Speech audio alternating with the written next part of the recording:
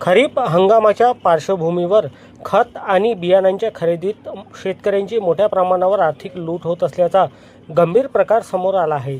अनेक कृषी केंद्र चालक शेतकऱ्यांना खतांसोबत इतर अनावश्यक वस्तू घेण्याची सक्ती करत असून लिंकिंगचा गोरखधंदा जोरात सुरू आहे। या विरोधात मनसेचे वणी तालुकाध्यक्ष फाल्गुन गोहोकर यांनी आक्रमक पवित्रा घेतला असून त्यांच्या नेतृत्वात आज वणीच्या उपविभागीय अधिकारी यांना निवेदन देण्यात आले।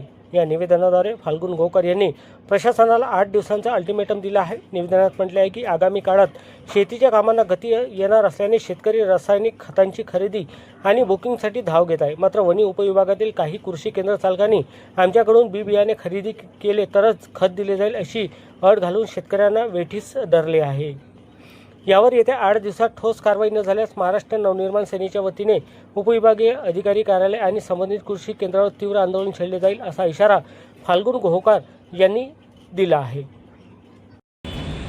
जय महाराष्ट्र। मी फाल्गुन गोहोकर, महाराष्ट्र नवनिर्माण सेना वणी तालुका अध्यक्ष। आज आम्ही एसडीओ साहेबांना एक निवेदन दिलं। त्या निवेदनामध्ये असं होतं की खरीप हंगाम हा शेतकऱ्यांचा सुरू झालेला आहे आणि ह्या खरीप हंगामाच्या पार्श्वभूमीवर कृषी केंद्र चालकांकडून शेतकऱ्यांची सर्रास लूट होताना दिसत आहे आणि याच्यावर प्रशासनाचं कोणतंही लक्ष नाही आहे हे दिसून येत आहे। आता खरीप हंगाम जेव्हा सुरू झालेला आहे तर शेतकऱ्यांनी खतं घेण्यासाठी सुरुवात केलेली आहे। कृषी केंद्र चालकांकडून त्या खतांवर लिंकिंग लावण्यात येत आहे। हे लिंकिंग हे बेकायदेशीर आहे, हे कायद्याने गुन्हा आहे। तरी पण हे काही कृषी केंद्र चालक हे लिंकिंग करून त्यांना खतं देत आहे।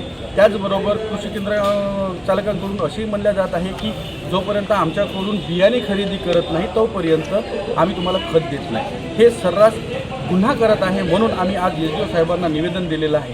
येत्या ह्या 8 दिवसामध्ये जर का हे सर्व एसडीओ साहेबांनी मीटिंग घेऊन तात्काळ याच्यावर उपाययोजना केली नाही किंवा यांच्यावर वॉच ठेवण्यासाठी जर का भरारी पथके नेमले नाही तर महाराष्ट्र नवनिर्माण सेना येत्या 8 दिवसामध्ये स्वतः कायदा हातात घेऊन हे कामं करेल आणि शेतकऱ्यांची आर्थिक लूट ही थांबवण्यात येईल।